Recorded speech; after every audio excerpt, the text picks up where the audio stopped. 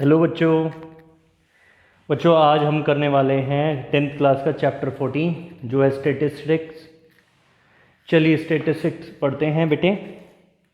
तो बेटे बेसिकली जो स्टैटिस्टिक्स होता है वो होता क्या है, इसमें क्या होता है, जैसे कि कोई डेटा आपको दे रखा हो। लेट्स सपोज एक क्लास है, एक क्लास में मैथ्स का टेस्ट हुआ और क्लास में 30 या 40 बच्चे थे, तो उनको मार्क्स मिले।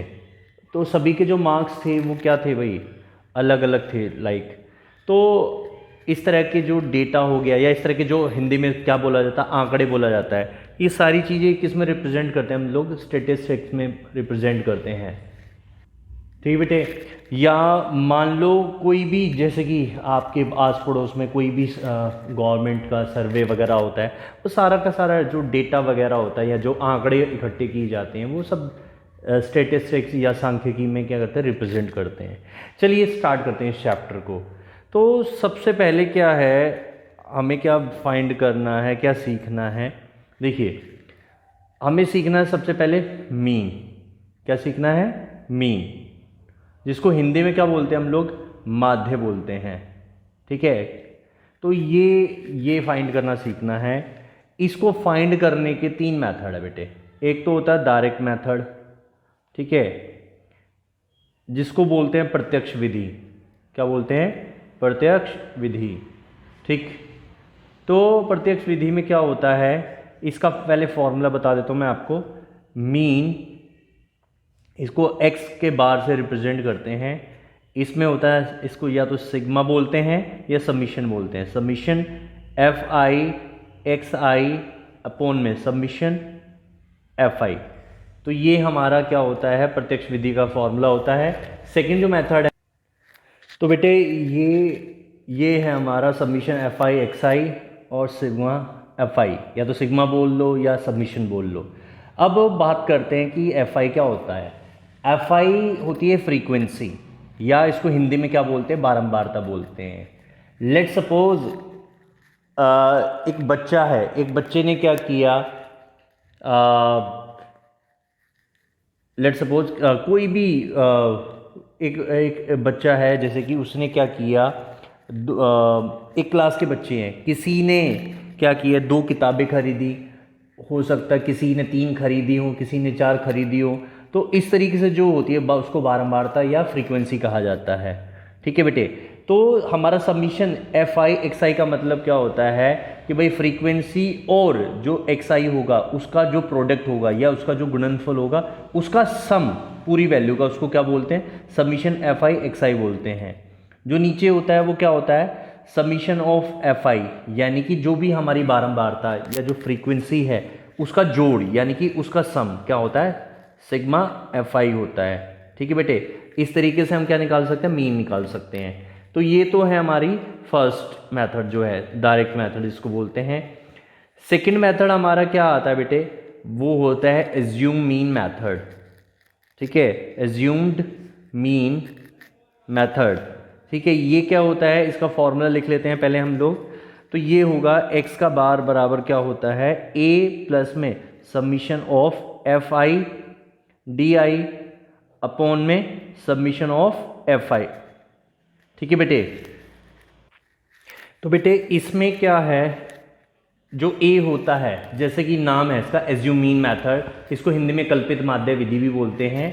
यानी कि a वो वैल्यू जिसको हम एज्यूम करते हैं, यानी कि कल्पित वैल्यू, कल्पित संख्या जो हम मानेंगे वो होगा a। इसके बाद क्या आता है भाई, summation of F I D I का प्रोडक्ट या गुणनफल हो गया। नीचे क्या आता है, समीशन ऑफ एफ आई आता है। तो थर्ड जो इसका फॉर्मूला होता है, जिसको हम बोलते हैं स्टेप डेविएशन मेथड बोलते हैं। ठीक है बेटे, क्या होती है हमारी स्टेप डेविएशन मेथड, जिसको हिंदी में बोलते हैं पद विचलन विधि। पद विचलन विधि। ठीक है, इसको हम क्या करते हैं, एक्स बार से रिप्रेजेंट करते हैं, A plus sigma F I U I, नीचे आ गया सिग्मा एफ आई। ठीक है बेटे, और मल्टीप्लाई में क्या हो जाता है, एच हो जाता है। तो यहां पर ए क्या हो गया भाई, वही कल्पित माध्य यानी कि कल्पित मानी गई संख्या यानी कि एज्यूम वैल्यू हो गई, और यहाँ पे submission of F I U I क्या हो गया, प्रोडक्ट हो गया इनका और उसका सम, साथ में एफ आई जो बारंबारता है हमारा उसका सम है, और एच क्या होता है बेटा, जो इंटरवल होता है, जो इंटरवल का जो गैप होता है या डिफरेंस जो होता है वो होती है। एच को हाइट भी बोलते हैं। लेट सपोज अगर कोई गैप दे रखा हमें 0 से 5, 5 to 10 दे रखा है, तो इनकी बीच का जो गैप है, जो इंटरवल है, वही हमारा एच होता है। यानी कि ये क्या हो गया, 5 हो गया, तो एच क्या होगा हमारा, हाइट या उनका डिफरेंस। आई बात समझ में। बाकी बेटा और जब हम लोग क्वेश्चन करेंगे तो और सारी चीज़ें आपके सामने क्लियर होती जाएंगी। अब हमारा सबसे पहला क्वेश्चन आता है कि भाई कौन सा मेथड कहाँ लगाया जाएगा। देखिए डायरेक्ट मेथड के बारे में बात है, जहाँ की जब डेटा क्या हो हमारा छोटा हो, स्मॉल डेटा हो, लाइक 0 से 5, 5 to 10 अप टू 100 तक या 50 तक हो, और जो उसकी बारंबारता यानी कि फ्रीक्वेंसी भी क्या हो 10, 20, 30 बस स्मॉल हो, तो हम क्या लगाते हैं, डायरेक्ट मेथड लगाते हैं। ठीक है। और मान लीजिए कोई इंटरवल क्या हो 0 से 5, 5 से 10, 10 से 15, 15 से 20, यानी कि एक कॉन्टिन्यूस इंटरवल हो, तो हम क्या लगा देते हैं, स्टेप डेविएशन मेथड लगा देते हैं। ठीक है। तो इस केस में हम लोग ये वाला मेथड भी यूज़ कर सकते हैं और ये वाला मेथड भी यूज़ कर सकते हैं। लेकिन अगर कहा जाए कि भाई डेटा दे रखा है 0 से 5, फिर दे दिया हमारा 5 से 8, फिर दे दिया 8 से 15 दे दिया, लेट्स सपोज 15 से 20 दे दिया। अगर मान लो इस तरीके का डेटा हो, इस तरह का हमारा डेविएशंस दे रखे हो या इस तरह का इंटरवल हो, तो हम क्या लगाएंगे, केवल और केवल क्या लगाएंगे, एज्यूम मीन लगाएंगे बेटे उसमें। ठीक है।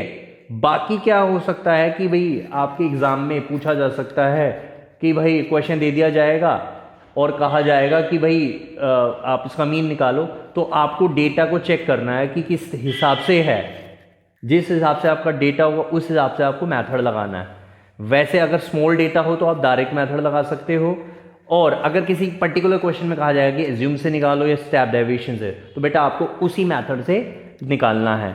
अगर स्मॉल डेटा हो तो आपको डायरेक्ट मेथड लगाना है, लेकिन अगर डेटा बड़ा हो यानी कि जैसे 100 से भी बड़ा आ रहा हो, ठीक है, क्लास इंटरवल फिक्स ना हो, या भाई जो हमारी फ्रीक्वेंसी है वो 100 से भी ज़्यादा हो, तो आप एज्यूम मीन लगा लेना। ठीक है। और जहाँ कहा जाएगा कॉन्टिन्यूस हो वहाँ स्टेप डेविएशन लगा सकते हो। लेकिन 2022 और 23 के सेशन में क्या है, स्टेप डेविएशन मेथड नहीं है, तो 2 ही मेथड है। ठीक है बेटे। बट आप जो पूछा जाएगा आप लगा सकते हो। मैं आपको स्टेप टू स्टेप क्वेश्चन बताऊंगा और उनको समझाऊंगा, तो आपको मेथड क्लियर हो जाएगा। चलिए बेटे अब हम बढ़ते हैं क्वेश्चन नंबर 1 करते हैं, एक्सरसाइज 14.1 का। ओके बेटे, देखते हैं एक्सरसाइज 14 पॉइंट का क्वेश्चन नंबर 1 देख लेते हैं।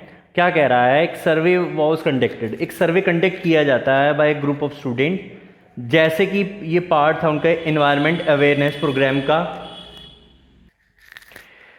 तो इसमें क्या है, वो कलेक्ट करते हैं डेटा, जिसमें क्या था, इस डेटा में ये दिया गया था कि भाई कुछ प्लांट्स लगाए गए हैं 20 हाउसेज में एक लोकेलिटी के अंदर। तो हमें क्या निकालना है, मीन निकालना, मीन नंबर ऑफ प्लांट्स निकालना पर हाउस। यानी कि क्या दे रखा है हमें, भाई 20 घर दे रखे हैं, उसमें जो पौधे लगाए गए हैं उसका डेटा इकट्ठा किया गया है, तो हमें इसका मीन यानी कि माध्य निकालना है। चलिए स्टार्ट कर लेते हैं हम लोग। सबसे पहले क्या है, टेबल बना लेते हैं हम लोग। तो क्या है सबसे पहले, नंबर ऑफ प्लांट्स। ठीक है बेटे, नंबर ऑफ प्लांट्स दे रखा है हमें, जैसे कि 0 से 2, 2 से 4, 4 से 6, 6 to 8, 8 to 10, 10 से 12, 12 से 14 दे रखा है। इसके बाद क्या है हमारा, नंबर ऑफ हाउसेस दे रखा है, नंबर ऑफ हाउसेस। ठीक है बेटे, ये क्या हो जाएगा, हमारी फ्रीक्वेंसी हो जाएगी, जिसको FI बोलते हैं, यानी कि बारंबारता। ये क्या है, एक घर है यहाँ से 0 से 2 में, 2 से 4 में 2 घर हैं, और 4 से 6 में 1 घर है, 6 से 8 में 5 घर है, और 8 से 10 में 6 हैं, 10 से 12 में 2 हैं, 12 से 14 में 3 घर हैं। देखिए बेटे, इसके बाद क्या होगा, देखिए अब हम क्या निकालेंगे भाई, XI निकालेंगे। भाई XI क्या होता है, xi होता है जो भी हमारा क्लास इंटरवल दिया जाएगा उसकी लोअर लिमिट प्लस में अपर लिमिट डिवाइड बाय 2 करना होता है, ठीक है बेटे, या न्यूनतम सीमा प्लस में उच्चतम सीमा और भाग में 2, तो हमारा क्या निकल जाता है, xi निकल जाता है। तो ये हमें जरूर निकालना होता है, ठीक है बेटे। इसको हिंदी में वर्ग चिन्ह भी बोलते हैं हम लोग, सॉरी वर्ग चिन्ह नहीं बोलते बेटे, इसको xi ही बोलते हैं। तो ये हमें निकालना पड़ता है। तो सबसे पहले क्या किया भाई, 0 + 2 किया, ठीक है, तो ये हो गया 2 और डिवाइड बाय 2, तो इसका मतलब क्या हो गया, ये हमारा 1 आ गया। अब देखिए सब में गैप कितने का, 2 का गैप है, आपने 1 निकाल लिया। अगर मान लीजिए गैप सभी में सेम है तो आप क्या करते जाओ, 1 निकालो और उस गैप को प्लस करते चले जाओ। तो ये हो गया, यहाँ आ जाएगा 2 + 1 यानी कि कितना हो गया हमारा, 3 हो जाएगा। सेम ऐसे ही 3 + 2 करोगे आप, कितना आ जाएगा बेटा, आपका आ जाएगा 5, और ये फिर क्या हो गया भाई, 7 हो गया, 7 उसके बाद 9 हो गया, 9 और फिर हमारा 11 हो गया, और ये कितना हो गया बेटे, 13 हो गया। तो ये हमारा xi निकल गया, ठीक है। तो ये आया था हमारा 3, ठीक है। अब हमें क्या निकालना है बेटे, हमारे पास fi है, xi है, तो हम क्या करेंगे, सिंस डेटा क्या बहुत छोटा है तो हम क्या करेंगे, इसमें डायरेक्ट मेथड लगाएंगे, जो क्या होता है हमारा fi xi। सबसे पहले हम क्या निकाल लेते हैं बेटे, सिग्मा fi निकाल लेते हैं, यानी कि समीशन ऑफ fi। इसका मतलब है इसका सम। तो ये कितना आ जाएगा बेटा, सम करने पर 20 आ जाएगा। ये डेटा में दिया भी हुआ है कि 20 हाउसेज हैं। अब क्या करेंगे हम लोग, fi और xi को मल्टीप्लाई कर लेंगे। तो 1 को 1 से मल्टीप्लाई किया तो 1 आ गया, 3 को 2 से किया 6, 5 को 1 से किया 5, 7 5 जा 35 होता है, 9 6 जा 54, 11 2 जा 22, 13 3 जा 39। तो ये हमारा निकल गया इस तरीके से। अब हम निकाल लेंगे समीशन ऑफ fi xi निकाल लेंगे बेटे, यानी कि इनका सम। जब आप इसका सम करोगे तो वो क्या आ जाएगा बेटे, 162 आ जाएगा। तो अब हम क्या करते हैं भाई, मीन निकालते हैं। तो हेयर मीन क्या हो जाएगा भाई, मीन ऑफ x का बार मतलब summation of fi xi upon में समीशन ऑफ fi। तो ये हो जाएगा 162/20।